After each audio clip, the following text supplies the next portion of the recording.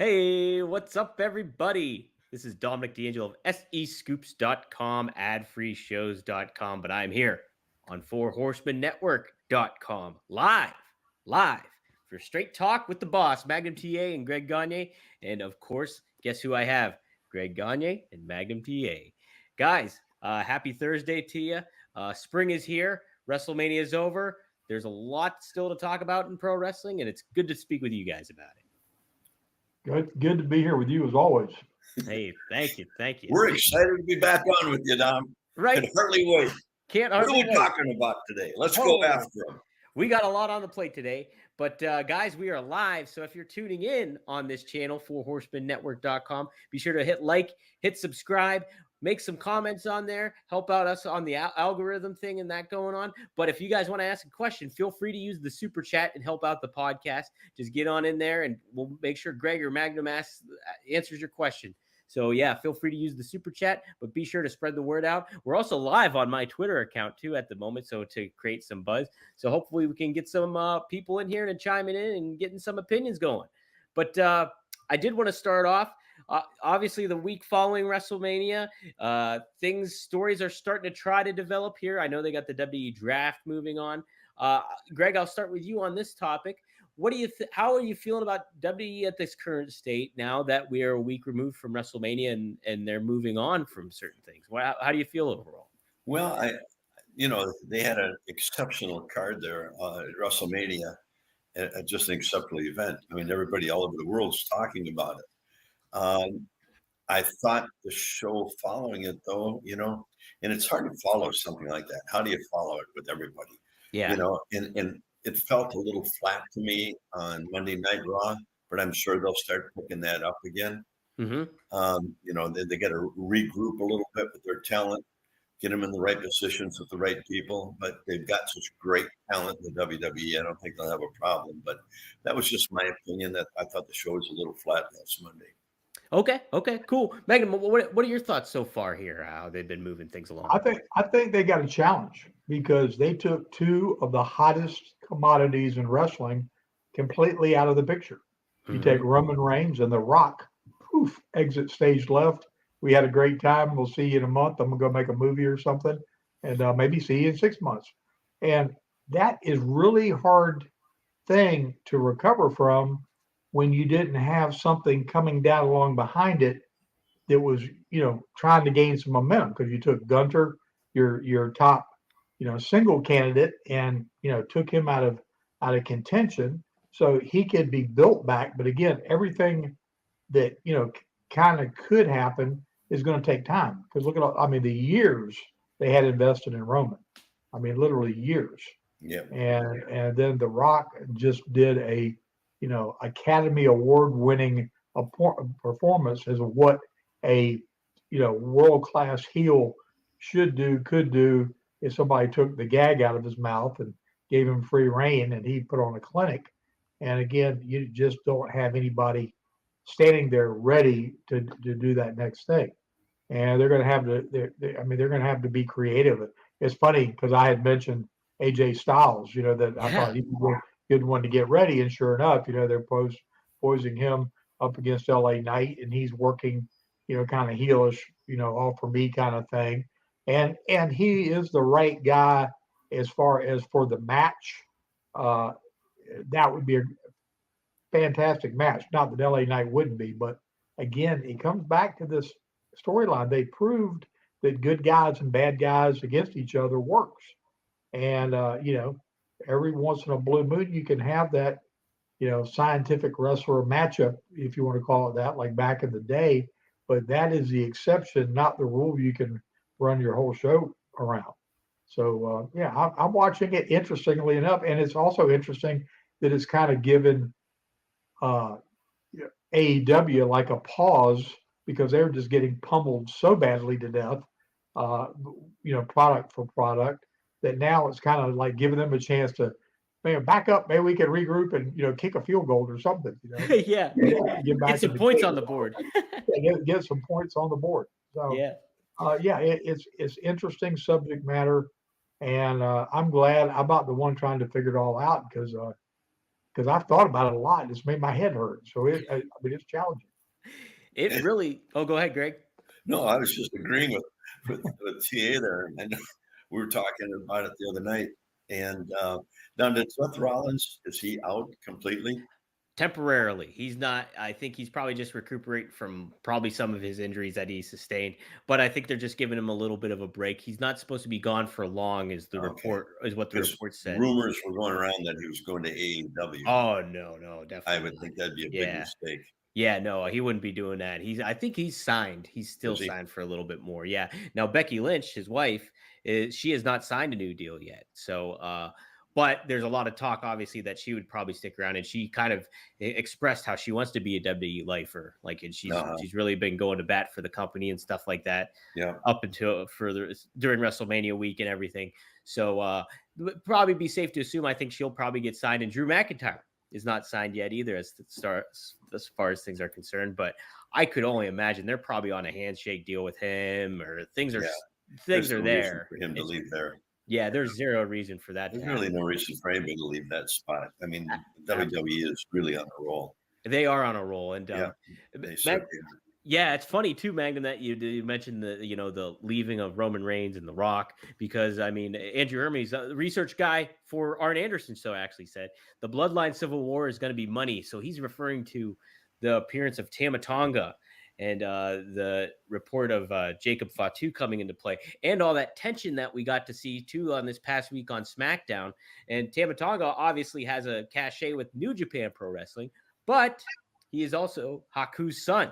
So it's pretty cool to have that kind of history in it, and it seems another ripple into the Bloodline storyline.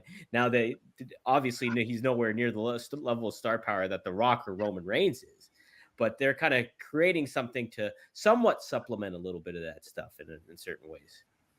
So that's something to think about there too, which could be some interesting elements. Well, there was a little tiff there between Paul Heyman and when he came in. So where's Paul going to end up? That's it, because they opened up things too. Like Paul was shocked that Tama Tonga came in and that Solo Sikoa attacked Jimmy Uso, effectively kicking him out of the group.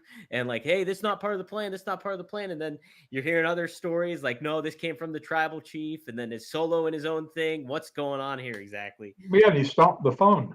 Yes, he stomped it. It ended it. How dare he? Right, man. How many phone planes do they got? I wonder. It's they got to have that something insured or something going on.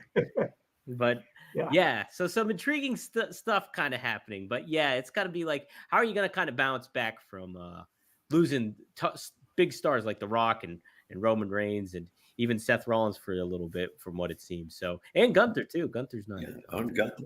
Well, and the girls. I mean, geez, that threesome they got together the other night, that Cargill and oh my God, the three of them together were awesome. They're a powerhouse. And your top heel girl is now out. Yes. Let's talk about that. Yeah, Rhea Ripley had to relinquish the WWE Women's World Championship, unfortunately too, because she has been over a year as champion. Had a really great match with Becky Lynch at WrestleMania, but on Raw she came out. I like the aspect that she didn't shed a tear. Like, you're so used to people getting emotional now or like relinquishing titles and stuff like that, but she didn't. She was one of them that still kicked some ass, and and that kind of thing, and like blaming Liv Morgan, all that stuff. Magnum, I'll start with you on this one. How would you progress the women's division on Raw moving forward now without Rhea Ripley in the mix? And Judgment Day as well. Yeah, they they're going to obviously have to do some pivoting because they've got to have. I mean, you got Bayley, you got a babyface champion over there, and you've got that that belt floating, and I mean, I don't know. I don't know. I don't know what they dig into their bag and and come up with, because it's got to be, you've had such an active heel. You can't just have, somebody that can't perform on a certain level, to bring the match with the physicality. Nia Jax is obviously the biggest, toughest looking overall heel and plays the part to a T, but they kind of took, some steam off of her with, the whole Jade Cargill deal and, a number of things that have kind of like, taken that allure off of that kind of position. I mean, she's got the right character to play it. It's just the timing of, where everything's at and the ripple of the pool. Right. So, I'm sure Triple H has got it all figured out and got a path and knows who he wants to stick where. But and we don't know how long. I don't think anybody's reported on how long Ashley Flair is going to be out. No, I know she was on the shelf for a while, but it seems like if you're looking at CM Punk's social media, he's very proactive about supporting Charlotte, and it seems like she's been on the kind of the fast track of recovery. It seems so. The workouts that she's posting are amazing. I mean, it's nowhere near the shape you got to be in to bounce around a ring and do those kind of things. But she's got to be a couple of months ahead of what anybody projected her to be in terms of her ongoing recovery. Last thing you want to do is come back too soon and re-injure yourself. But I don't know. They've got to have somebody in the wings that we don't know about. Yeah. That's what they Tiffany need. Stratton. Hey, who's that? Tiffany Stratton. Who's that? Tiffy time? You think it's Tiffy time? I think she's coming along pretty fast. Yeah. I wouldn't be surprised at all if you see her move up that roster pretty quick. Well, Greg, I'm excited because on SmackDown, Bayley came out as the champ and, cut a babyface promo and stuff like that. And then Naomi got involved, but Tiffany got involved. And I couldn't help but think how great Tiffany and Bayley could complement one another from being a heel and being a babyface and them clashing. I think that's a very intriguing matchup. And I almost want them to kind of slow roll that so you can have something. I think you could build that up to SummerSlam if you really did. I think that's either SummerSlam or it's WrestleMania next year. Yeah, absolutely. And so they need to bring a vicious side out in her besides just being a little heat getting heel. She's so athletic. They need to bring a level of physicality out in her, just like Rhea's got, or something that's not so cutesy or just annoys you because of the way they're talking or acting, or whatever. Yeah. I mean, for her to be that level of heel, she's going to have to be able to change gears, and when it's time to turn the heat on, she's going to have to be able to take it up to that level, and she's capable of doing it. It's just giving her the time, the direction, the skill sets, to do it. But I'm like Greg, that's a slow burn kind of build thing to get that magic. She's capable of bringing it up. That's what I was going to ask. I was like, can she show out like that, just that intensity and all that kind of thing? I'm sure she has that competitive spirit where she does. Yeah, she does. She's very competitive. Oh man. And annoying sometimes. It was fun to see her walk out, and she's got a charisma and just a great character already, and she handles the crowd very well. I think it's such at an early start with all this stuff too. It's pretty cool. It's easy when you really come out who you really are. Yeah. When she's not afraid to show who she really is. She'll do just fine. Absolutely. Guys, if you want to chime in with a question, we got a few starred, but if you want to help out the show, be sure to use the super chat and get things cooking. Hey, if you do use the super chat, you'll be the first one because we haven't had one yet. So you'll make history here on Four Horsemen Network. That's my promotion. That's my part of the promotion right there. Baby. Yeah. So well, you're all over Instagram. I see you up there all the time. I know, right? Greg sees all my gym pictures. That's what he sees. Gym and cat pictures. That's what I. Yeah, you got some good stuff. Thanks. You do too. Your Instagram's something else. Gagne.Greg, guys. Follow him on there and follow. I throw up all that old stuff. My mother made all these albums of my dad. from the time he was out of high school. Yeah. And we got 8 big, huge scrapbooks full of this stuff. And I go through it, and it's all, it's great stuff. In fact, I put some stuff on there about Leo Nominellini the other day. We talked about him a little bit. Leo, my dad was 191 in college, and we didn't have a heavyweight. and he recruited Leo Namolini, played football with him at Minnesota, and taught Leo how to wrestle a little bit. So Leo became the heavyweight for Minnesota. And then, he played football for the 49ers 15 years. Yeah. And he was making $5,000 a year when he started. So Vern talked him into wrestling professionally in the off season, and he made $50,000 his first year wrestling and $5,000 playing football. Right. But still, he's the only football player that is in the Hall of Fame, both as a defensive and an offensive player. I mean, he was a stud. I mean, he was about 275 back then. Wow. In those days, in the late 40s, that was huge, and he could move like a cat. Yeah. You didn't have too many guys who could do that. Well, Greg, I did want to kind of double back a little bit with Rhea Ripley getting hurt, and just being on the shelf, like right at a very hot period for her, obviously. Like, she's at the top of her game, such a popular star, aspects like that. Did you or Vern, or do you remember a certain time where somebody really got hurt and then was out of commission for a while? And it happened a lot. It really happened a lot. Quite a bit. But we had enough talent that you could slip somebody in there. Right. And that, and that's what the WWE has. They've got somebody they can slide in there to carry. I don't know if they can carry it right away as well as Rhea did, but they've got a number of girls there that can jump in there and probably handle it pretty quick. Yeah, I agree. Did you ever encounter that? Just have a bad injury where you couldn't work and you were on the shelf for a little bit in your career, Greg? Yeah, you? Shit, all the time. All the time? Well, I mean, like where you're off for an extended period of time. Yeah. Yeah. And I'll tell you what really set me back. I was in my early 30s and tore my knee up pretty bad. When we actually went to Japan and wrestled in a tournament over there. Yeah, you mentioned that where you with torn cartilage. Yeah, the cartilage stuff. And then I came back and Brody got a hold of me and racked it up again, and I was on the shelf for about 7 months. Wow. And when I came back, I was probably about my mid 30s, 34, 35. I really never got back to where I was before that. Really? Yeah. And I worked out hard, but I just couldn't get it going. And then once you get one injury, then they kind of mount up. Then you get the shoulder, then you get the neck. It was one after another after that. Did you have to adjust your style? Like, did you have to remove some moves that you did, or kind of limit yourself? I couldn't really, because I was smaller than most of the guys, so I had my own style was my quickness and being able to move and being able to wrestle in and get in and out of the holds.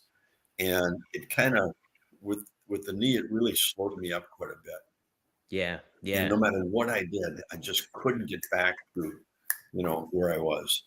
Right.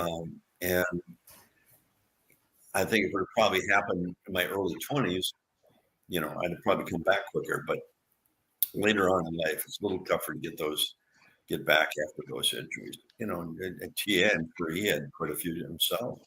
Yeah, Magnum, did you encounter any times where you were on the shelf for an extended period of time? Like, well, yeah, back in '86, I hit this little telephone pole. That thing happened. For about last 36 years. But yeah, okay. So are you due back anytime soon? Yeah, I didn't ever have.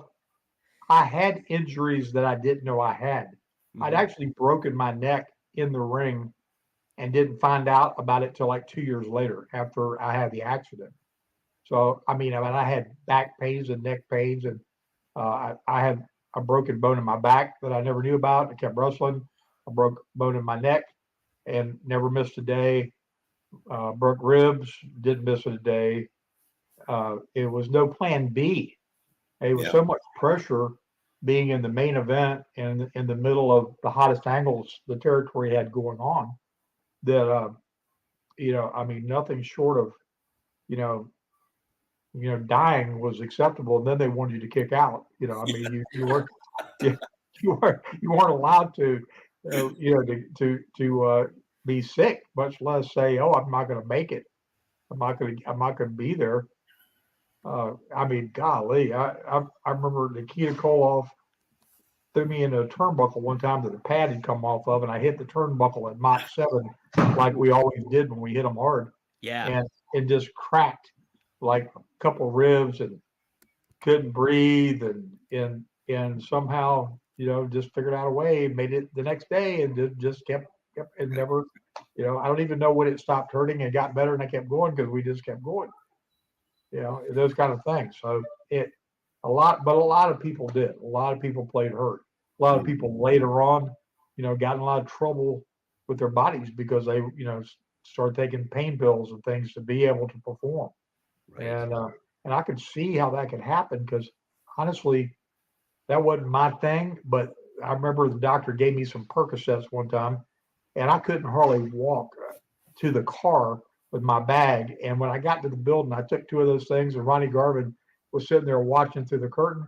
And he said, he looks out the ring, and I'm coming off the top turnbuckle, and I'm throwing aerial stuff and doing all this. He said, what in the world? I mean, and it was like, magic, but again, if you get to the point where you've got to do that to be able to perform, then you've kind of written your own epitaph. You're going to eventually be a statistic. Yeah. And I was fortunate enough, again, like Greg's point. I mean, I was in my 20s, and your body's much more resilient, for all that kind of abuse, and we're just used to it. I mean, you get hit like you've been hit by a freight train, and get up and wrestle for another 30 minutes. That's just what we did every day. So Wow, it's just the way it was. That's what you had to do. Keep on hustling. Keep on. That's the thing, and that's Greg, I guess I'll follow up with this too. In AWA, I mean, you guys were more, I guess, communal in a way, I guess, for a wrestling promotion. Would it be like where you guys had people that like it? Basically, what I'm getting at, was there the fierce competition of like, I'm afraid I'm going to lose my spot if I don't? Oh, that was everybody was like that. Yeah. I mean, the TA hit it. I mean, we all wrestled hurt. Right. But, it's when you get that later in your career, when you get that bad injury, and you're out for 7 months, it's hard to get back to where you were. Right. You got to get the body hardened up again when you're off that long. And, we'd come out of that training camp, and that was the first thing Bert said. It'd take 6 weeks for your body to harden up, and then you'll be able to wrestle through anything. And that was just the mindset. And you couldn't really take a day off. I mean, if you're in the main event, and people have bought their tickets to see you, and you can't make it, it hurts the credibility of the whole card after that. Right. So, you just keep going there and you do it. Yep. You do it the best you can. And that's why I say when I was older, I never really got that quickness back, that really set my style away from everybody else in the AWA. Yeah. You can get away with it if you have something that people can relate to. Well, this guy's so quick, they can't get him. Oh, geez. And you make those moves, but you can compensate for your size then by being able to do all that. Exactly. It makes you stand out in your own way because you don't have other people like that on the roster. And TA, what did you go when you wrestled? What was your weight? 230? 240. 242. Oh, wow. 242. And you're what, 6'2"? 6'2", yeah. Yeah. Wow. See, so I banged the weights really hard my whole life growing up. And I did everything to be strong. I didn't care about looking like Hercules or something, but I wanted to be able to move heavy weight because it protected my body. Sure. That you had that strength and that core strength and neck strength and everything else. It made the blows more, forgiving, on your body.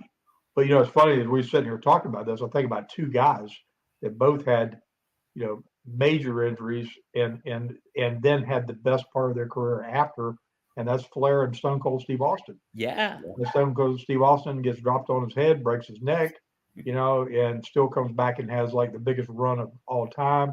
And Flair about gets, killed in a plane crash, breaks his back, and, comes back with a whole new version of himself. And it's taken, about, 45,000 backdrops on that back that he broke.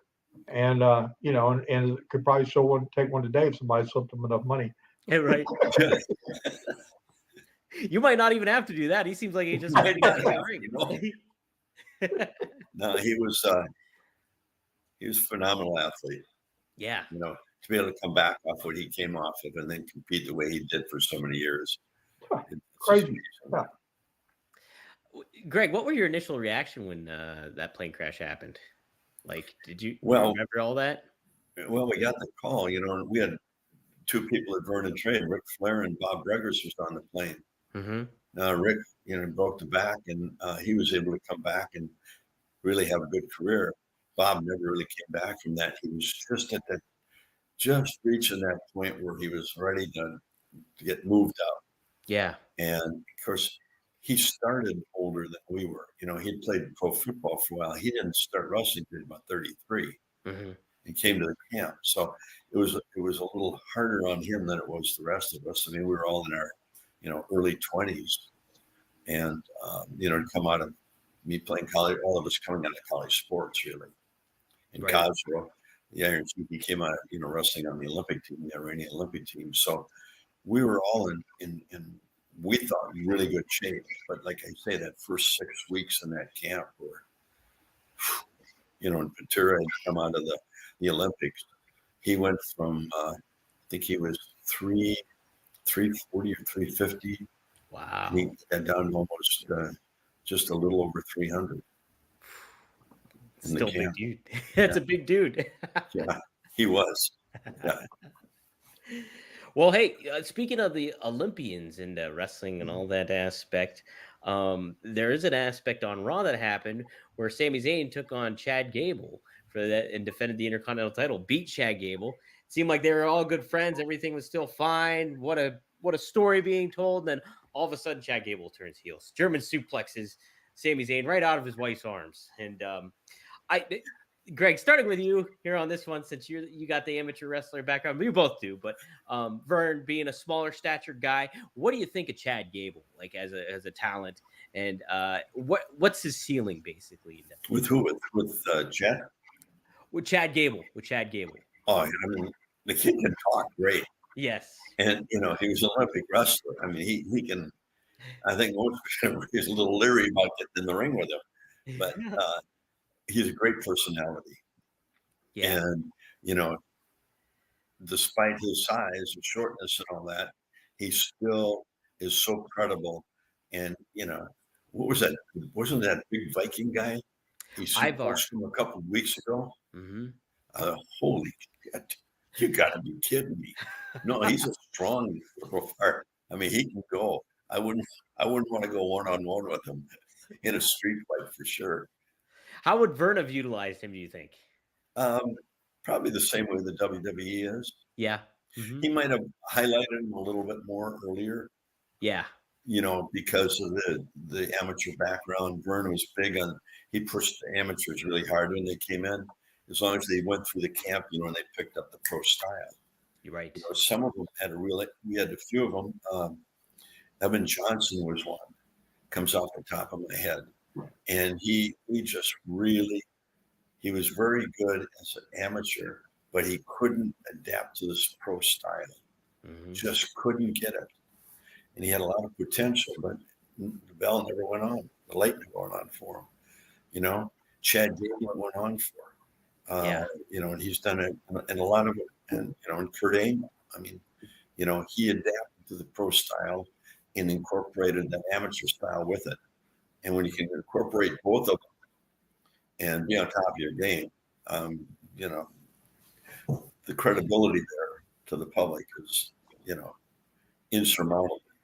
Yeah. Magnum, what do you think of Chad Gable? Do you think he's got like a world championship kind of material if you built around him the proper way, or where's your head at on him? I think he's the biggest diamond that got sitting in the bin. Wow. Because he can do it all. He can talk. He can be sarcastic. He can be irritating. He showed every emotion that you need to be able to depict for the people in the ring. You know, to me, you know, he's the one, you know, waiting to get that rocket booster, because I mean, to you know, to Greg's point, It doesn't matter if he's in there with a 400-pounder. He can make it a legitimate contest with somebody no matter what the size. Mm-hmm. Yeah. And I think he would. I mean, like Damian Priest is just got this look, and he's got this size, and he's got all these things. But in terms of skill sets and the overall package, whew, Chad's got all of it. He And then some. And then some. Yeah, absolutely. I know. I was bummed to see him turn heel because I really like him as a babyface and kind of fighting from underneath. He can play both roles. It'll be interesting to see how they utilize him moving forward, and hopefully I hope they utilize him the right way because he's a talent. Yeah. Mm-hmm. God, when I saw him pick up that Viking guy and back suplex him, jeez, those little arms he still got around him, right? And he's got that monster Otis. Yeah, he's got Otis sitting in the background. He's got a daggone monster of his own, and Otis will go wherever he goes. Yeah. I'm excited to see them feud if that comes to play, because Otis is so over as a babyface. If you got Gable as a heel now, getting those two to clash might be a little fun program that you could get going to, right? Yeah. That'd be pretty fun. Without a doubt. The guys that haven't really hit the radar too much yet are the Creed brothers. And I tell you what, if you guys have seen any of their work, now Julius Creed, he went up against that Viking, Ivar, Greg, on WWE Main Event before Raw in Philadelphia. I got to see that. That was the match of the night those two had. Overall after Raw, the Raw after Mania, it was the match of the night, I thought, because those guys just laid it out. They made that crowd that was still filing in, that was still getting ready, chant, "This is awesome!" Like they got that crowd over on that, and that was really, really cool to see. So I'm excited for some of those guys. They're a good tag team, Yeah. I was a little surprised when they had that little tag team tournament to see who the champ that they didn't come out on top of. Yeah, me too. I was surprised. It really surprised me. Mm-hmm. I figured for sure that would go with them, but right, I agree. Their time will come. Absolutely, they're still young, everything like that. Yeah. They got a lot. Julius gives me kind of that classic babyface Bruno Sammartino vibes in certain ways. I think I just kind of noted on that, but yeah, I'm pretty Bruno. Who we don't talk about Bruno on this show. No. I'm just kidding. Yeah. But okay. Hey, let's do our spotlight. But before we do that, guys, okay, we'll break the news, though. Our spotlight this week will be Hulk Hogan. We're going to cover Hulk Hogan here to end the show out. So if you guys do have questions for Greg or Magnum regarding Hulk Hogan, get them in there. Hey, use that super chat. I got to get Carney on you. Use that super chat, and feel free to help support the podcast and chime in. But before we do that, I do want to talk about those TNA figures. They got announced, sure as Magnum said it was, and from Powertown. And dang, do they look awesome. So cool. That Jordan Grace looks amazing. They have Eddie Edwards here, Moose, and Josh Alexander. Just fantastic looking figures. You can pre-order them now at powertownwrestling.com or hit that QR code you see sitting right beside me there. Scan that QR code and go there. Magnum, talk about those figures a little bit. They're all outstanding, first of all. Mm-hmm. But Jordan is she's leading the pack. She is the one that has got the majority of the buzz. I mean, they're all getting buzz, but I think coming off of the appearance at the Royal Rumble, and and all the noise she's making, and her amazing workouts that she's put her body through to transform it into this mini mite that she is. She's striking. That figure came out stunning, and the folks haven't really got to see, and people that aren't TNA fans and don't really know Moose.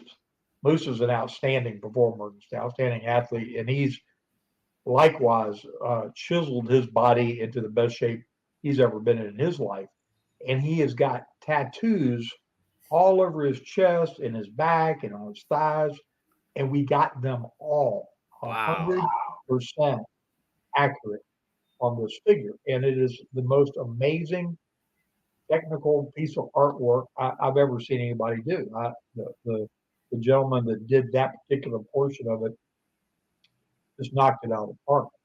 So when folks when that finally hits, this probably say maybe the end of the summer or so, when that thing finally comes out and people can get their hands on it, they're going to be blown away.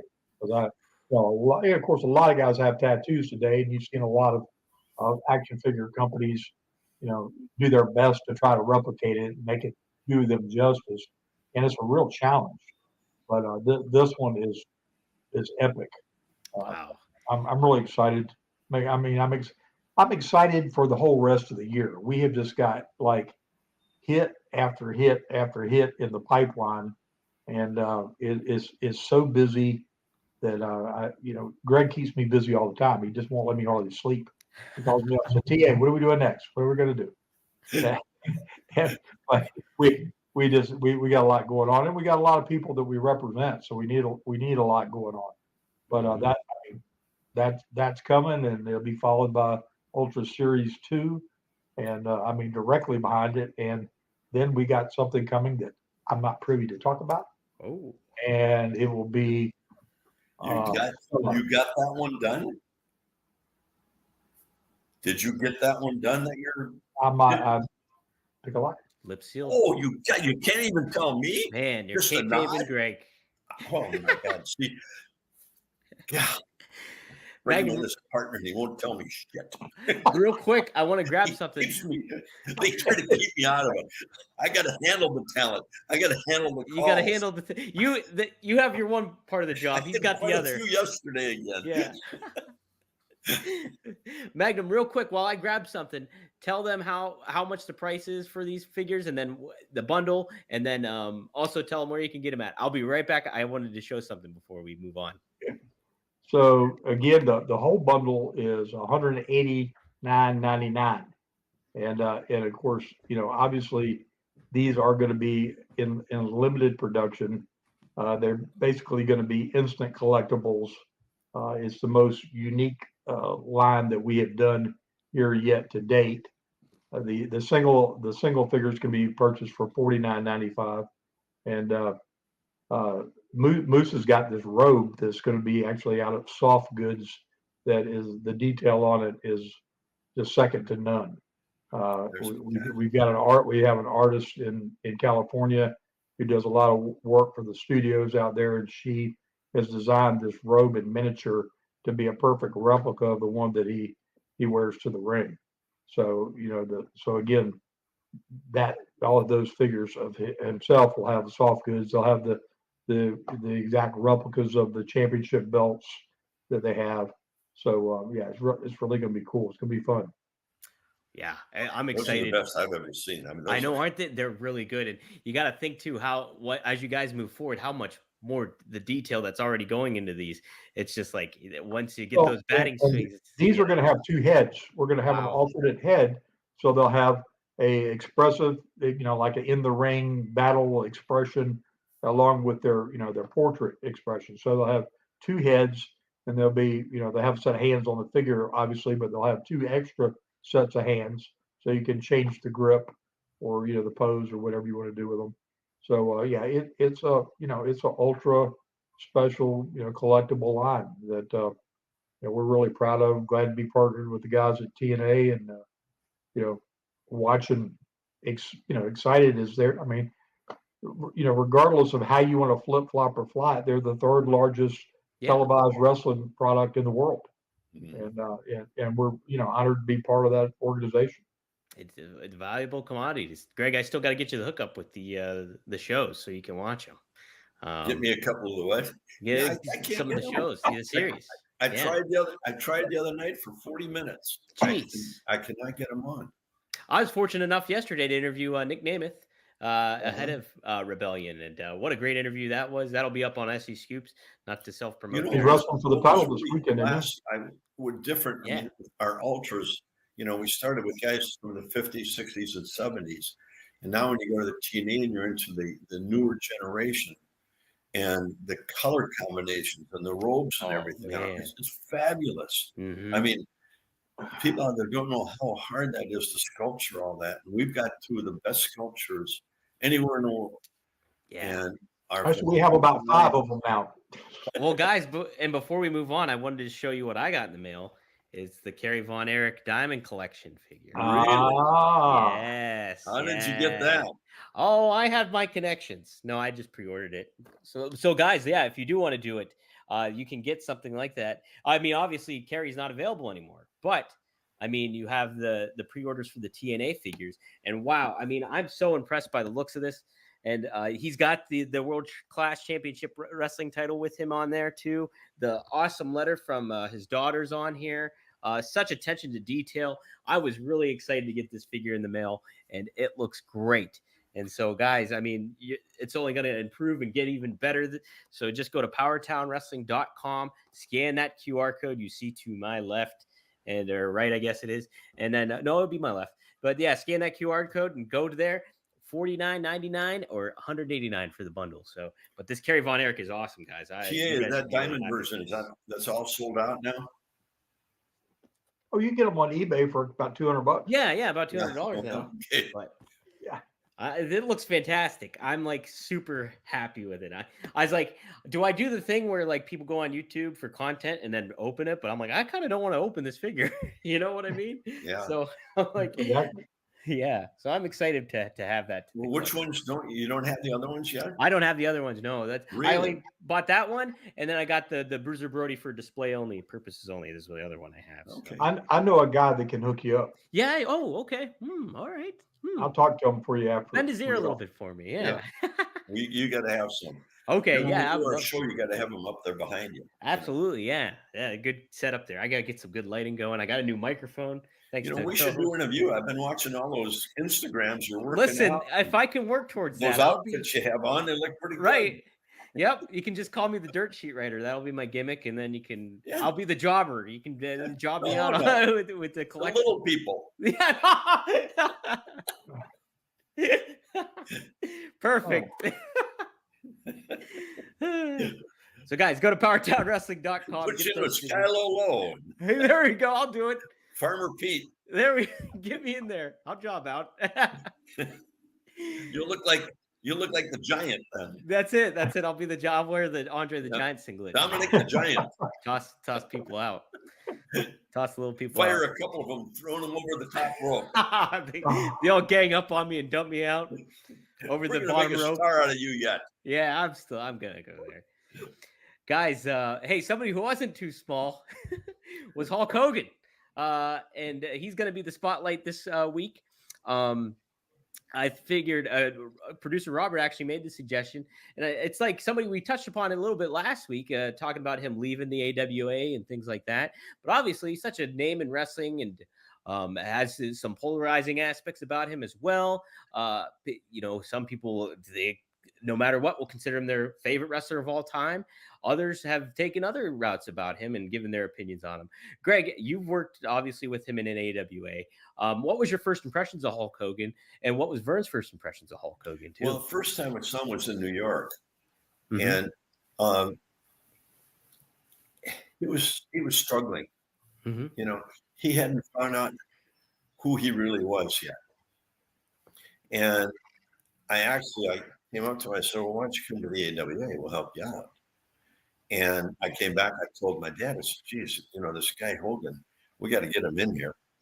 He needs a lot of help." He goes, "Well, what's he like?" I said, "Well, he needs a lot of help in the ring, and plus his character. I think he's a little lost in who he really wants to be. They had him trying to be a heel, a bad guy, and that wasn't working.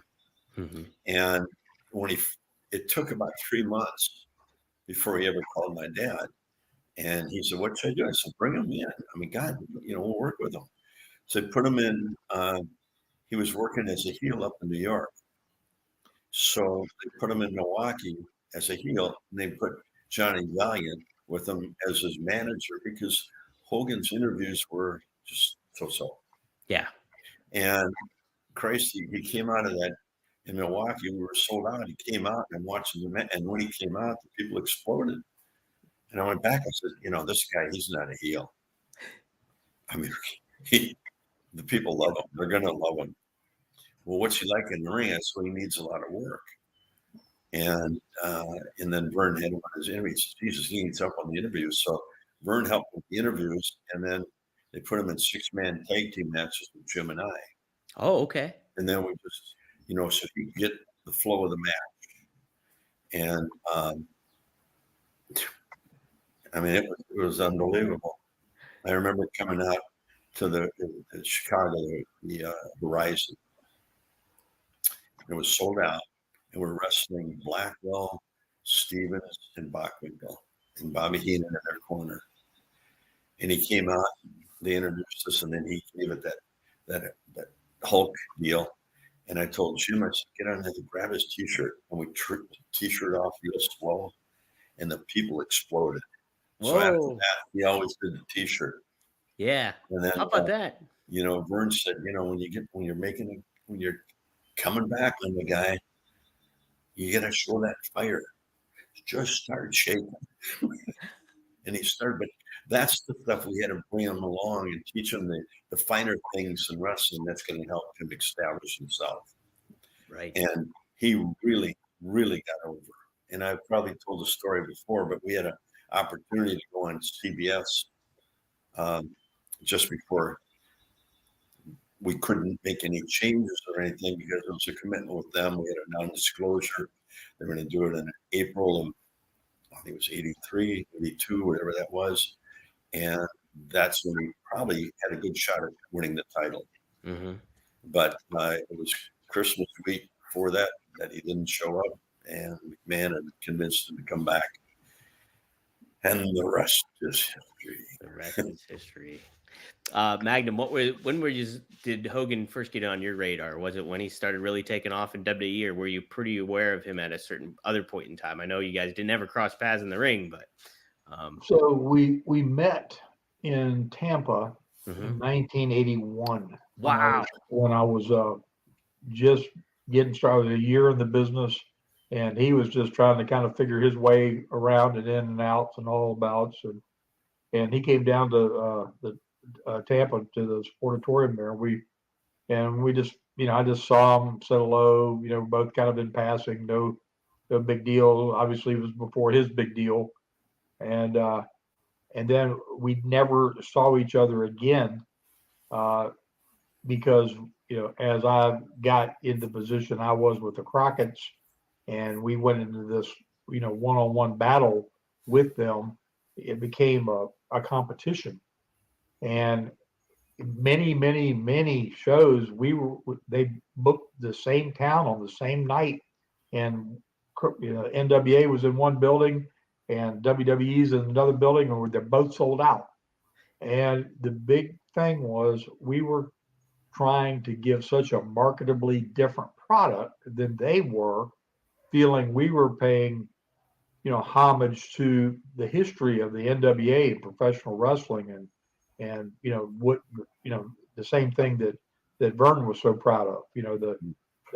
We were going out there and having 30-minute hour matches, and Hogan's going in having a 10-minute entrance, a 5-minute match, and 10 more minutes afterwards posing and doing all those things.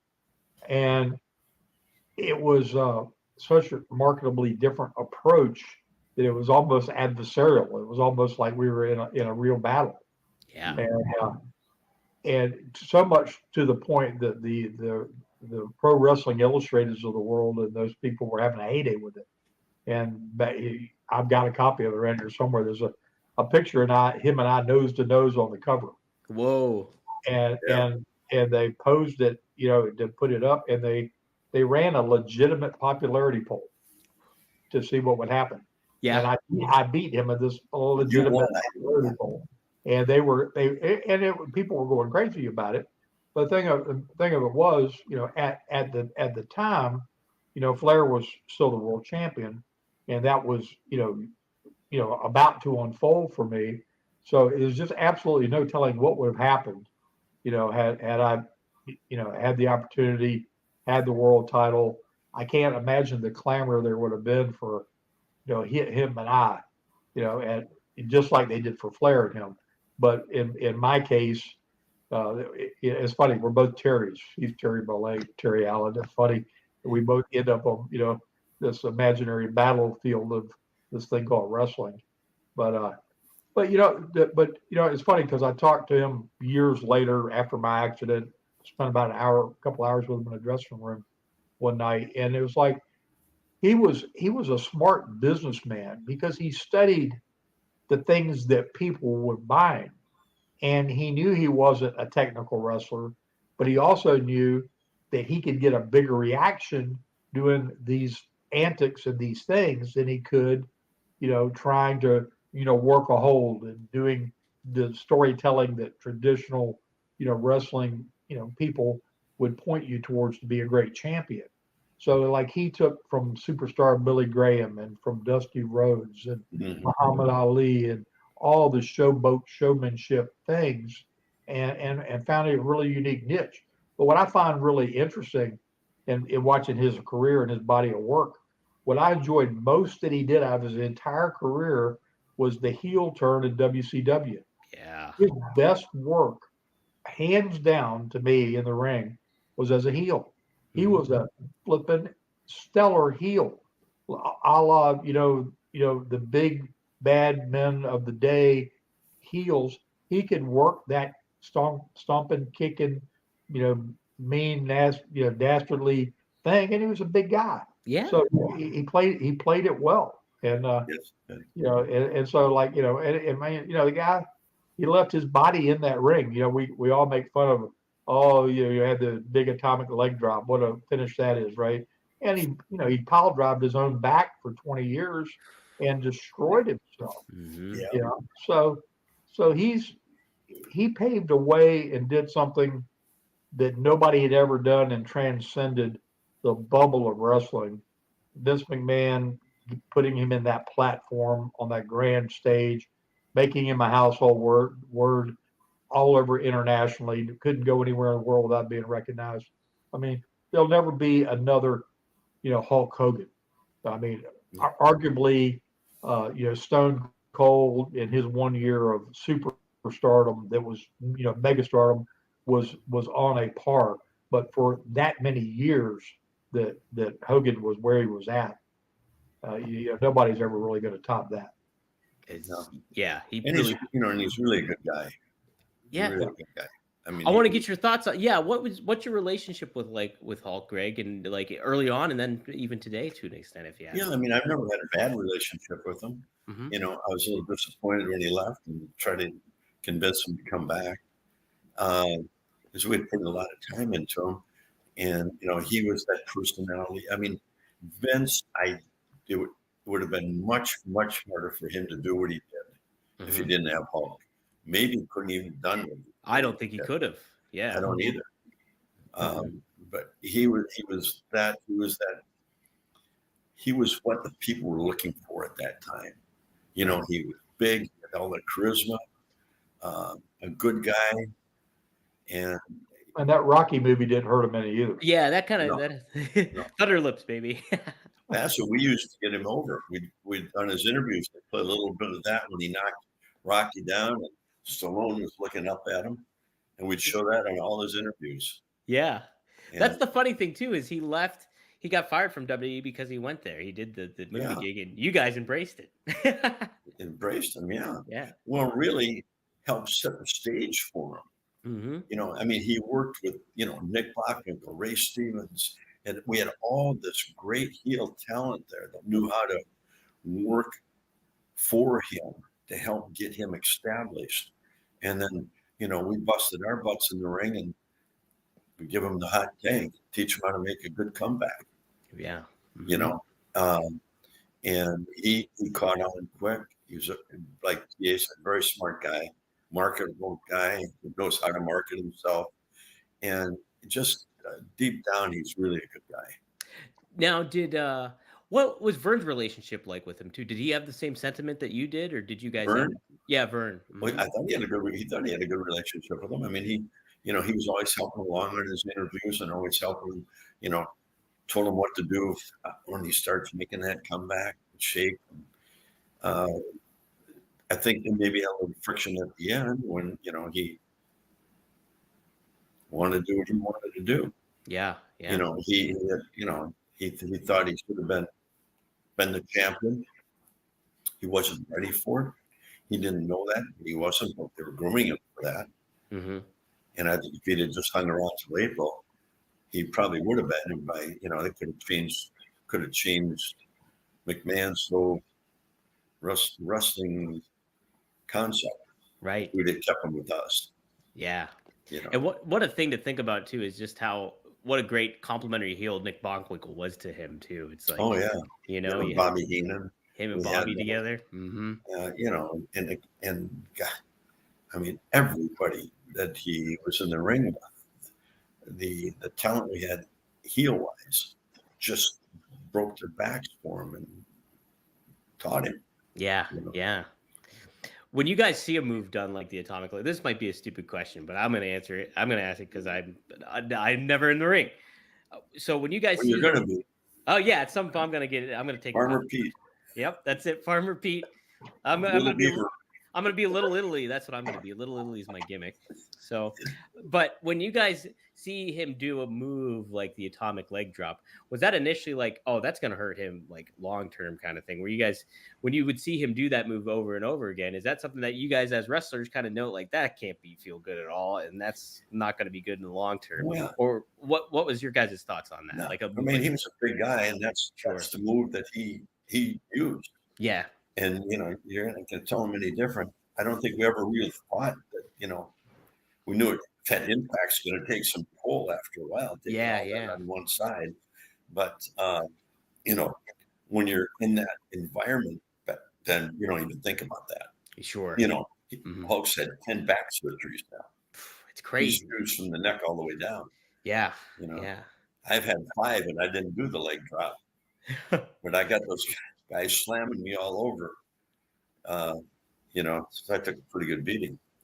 Man. Magnum, we all did. We all did. I mean, this guy wrestled with a broken neck for crying out loud. Jeez, I know that's crazy, Magnum. Wait, he's crazy. We're all you wrestlers, you're all crazy. He's a lot smarter now than he was back then.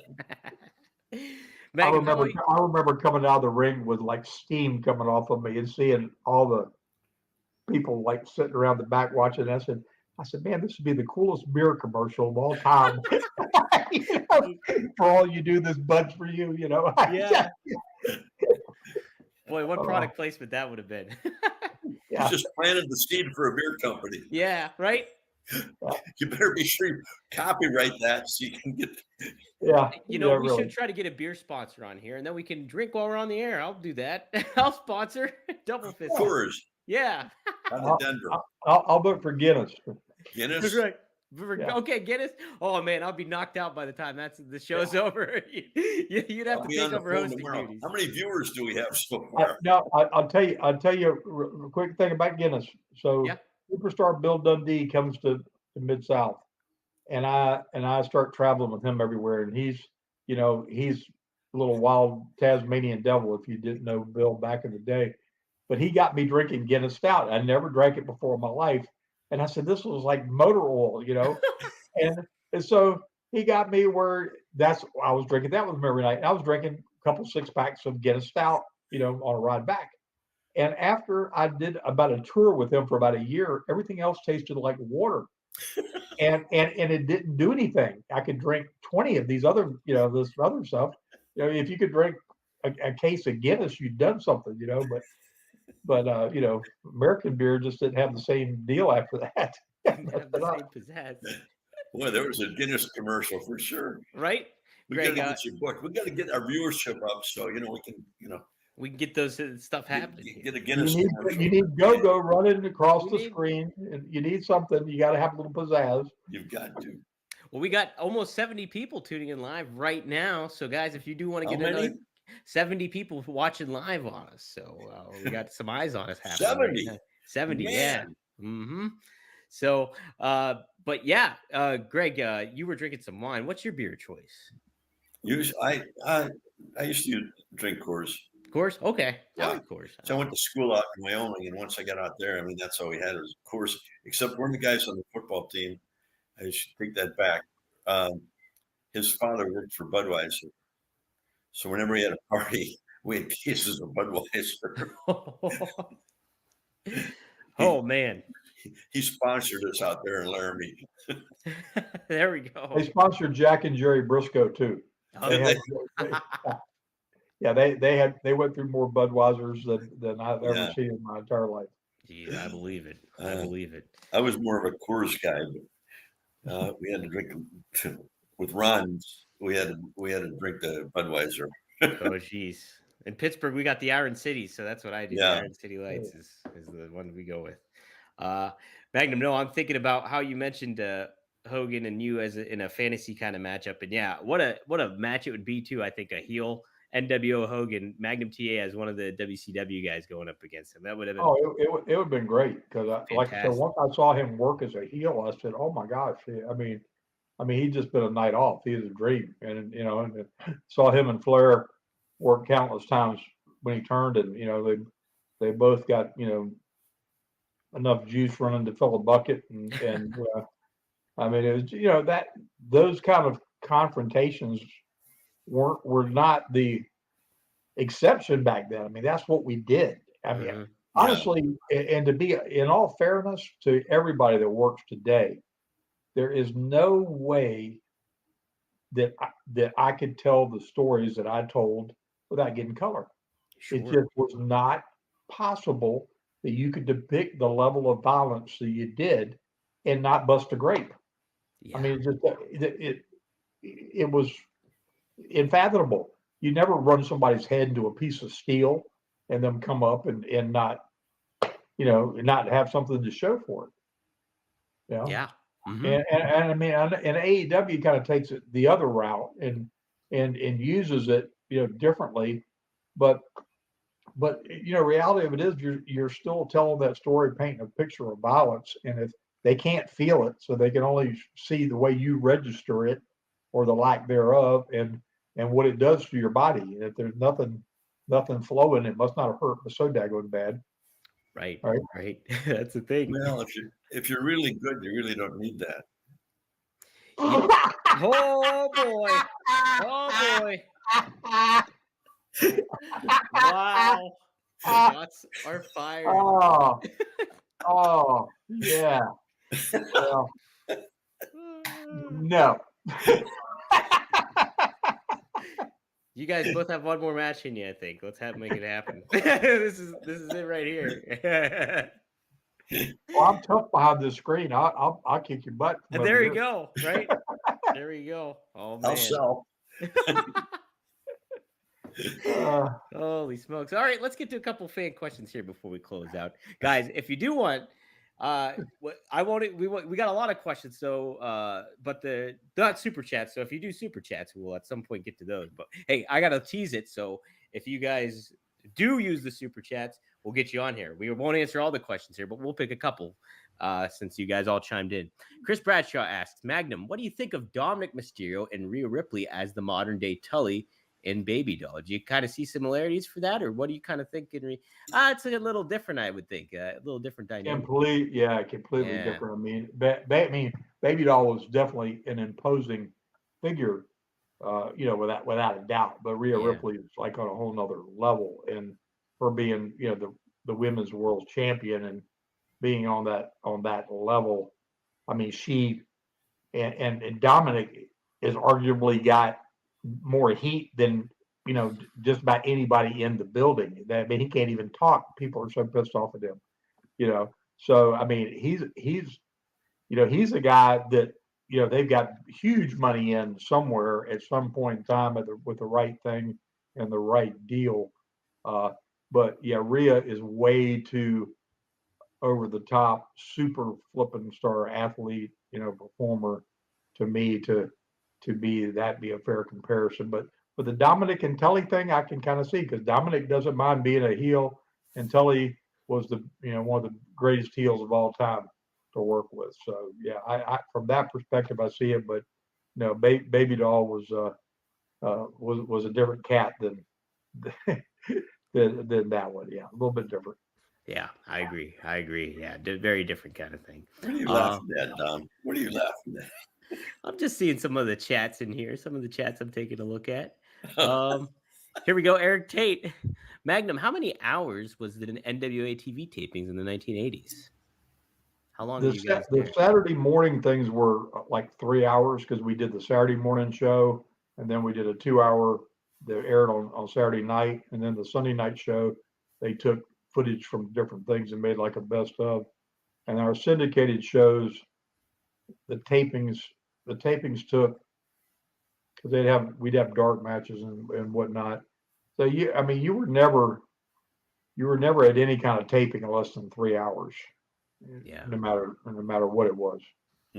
That's pretty good. Like, because I go to That's really good. Yeah, I go to those some tapings too, like when MLW does them and stuff like that, and they'll try to cover stuff for a month, and they're longer. Like you're around there for a while until you get out. The pay-per-view events that I when I was working behind the scenes with WCW back in the day, those things took on a whole different light where you were there 7-8 hours, crazy stuff. Yeah. But it is when I swear I don't think from a content standpoint that necessarily paid the big dividend of it was actually that much of a better product. But again, our television product was so markedly different than today's because today you're watching the main event on television. For us, if we gave them a main event on TV, it was some spectacular reason for it. It was still for an angle, and we never did anything that wasn't trying to drive the people into the arenas to pay for a ticket to watch you perform. So, as all this shifted, now I can see it, and they've got to know every possible camera angle that they can possibly get. So they're making movies today. That's what they're doing. Yeah. They totally are. Totally are. Our show is a little different. We did our interviews on Mondays, and we'd start about 9:30 in the morning. Usually get done about 6, and that was the interviews for all the syndication that we had. All those interviews, we do 5 in each market for Denver, Salt Lake City, San Francisco, Milwaukee, Chicago. And then we would tape live. We'd tape the matches on Saturday. We did for a long time, live in Minneapolis. And then that tape went to, Winnipeg and everywhere else. We'd fill in the interviews with them. So our TV show we'd do sometimes 2 taping, 2 hours, 2.5 hours. But the interviews that was Monday mornings. And it was a good 9-hour day, better. Wow. Okay, so different layout there happening. Yeah. JMJ, we'll pop this one up, but we're gonna put a pin in this one. I think he says, JMJ 2121. What about the Road Warriors in the AWA? Greg, Magnum panel and live chat. I figure Road Warriors will be a great topic that we have a spotlight for. So let's hold off on that one. But hold off on the Road Warriors. We'll hold off on the Road Warriors. We'll talk about them on a separate. Well, they didn't hold off on anybody when they got. Oh, geez, there's the teaser. We got it. Here's another. Oh, here we go. Greg, why does Matt Hogan lie all the time? It says CB. What do you think? Why does he what? Lie all the time when he's doing interviews and stuff like that. What does he lie about?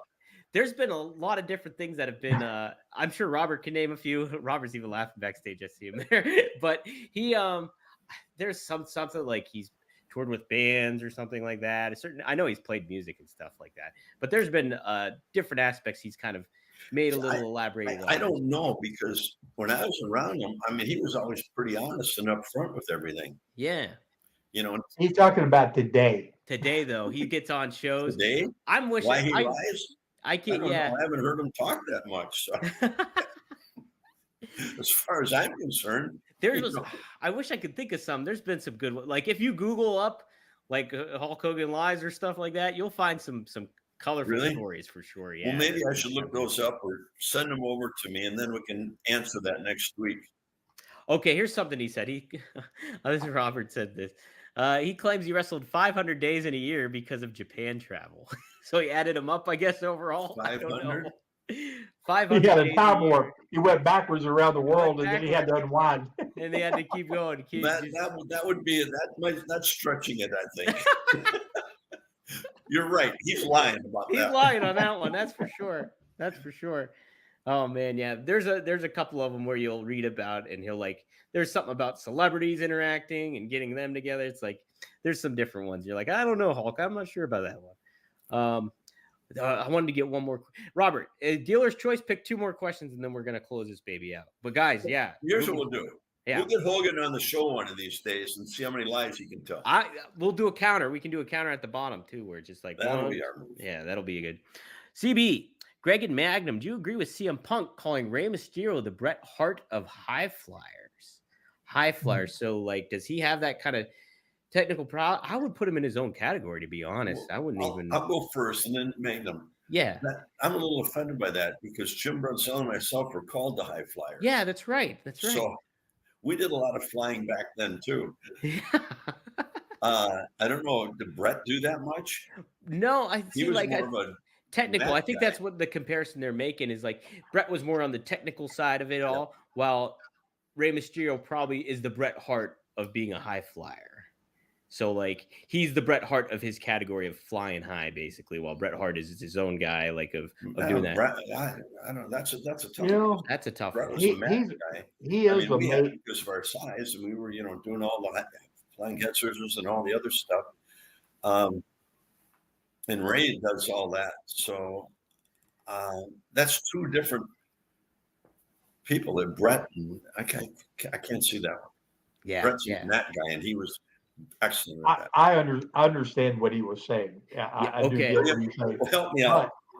But the fact of the matter is, Ray has been doing it longer, more consistently, at a high level, probably, than any luchador, just because of the sheer length of time. He started wrestling when he was in his teens, and he's been on that crazy level for just so long. But I mean, there's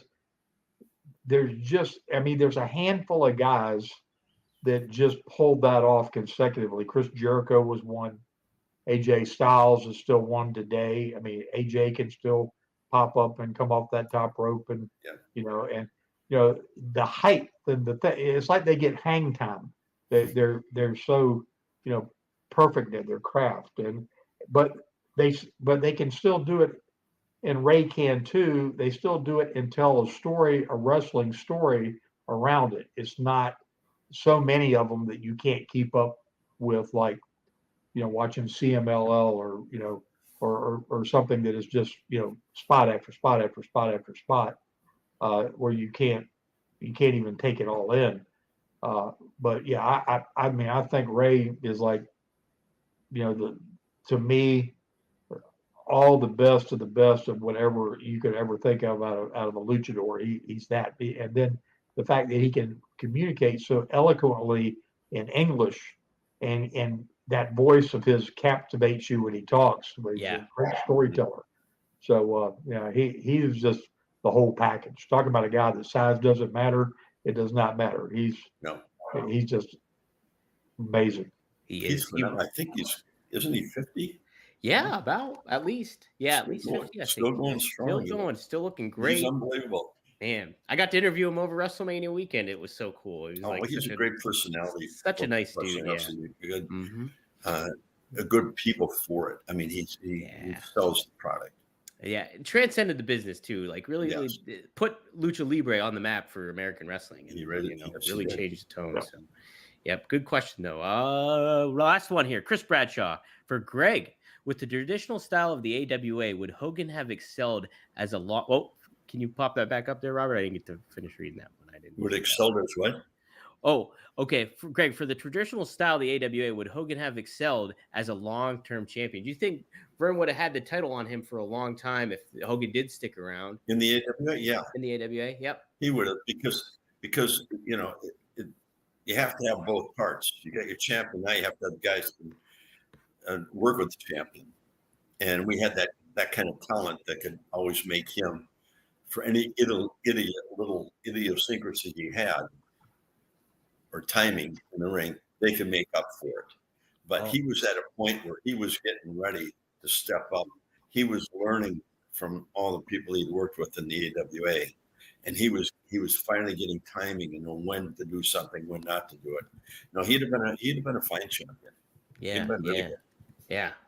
No, I believe. I mean, yeah, it's like you see what he did in WWE. It would have been pretty cool to see him go and like be that champion against the villains that he's had in like the AWA, from Ray Stevens to Bockwinkel to you name it. Like, yeah. So, yeah, pretty wild stuff. Robert did give us a couple more supposed lies that Hogan has said.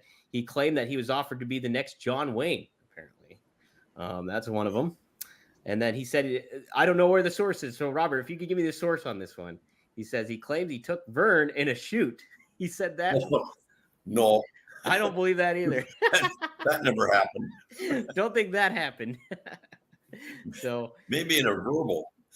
They should make a book, and that would be kind of cool. A good discussion piece about, hey, and then you have debates about it. Did this really happen with Hogan? It takes a long time to write a book, and then the rewards aren't that great. The rewards aren't that great. It's hard. TA would be better at a book than I would. Hey, let's get them together. Get the different perspectives on there. But you're kind of getting it on this podcast. Straight Talk with the Boss, Magnum TA and Greg Gagne.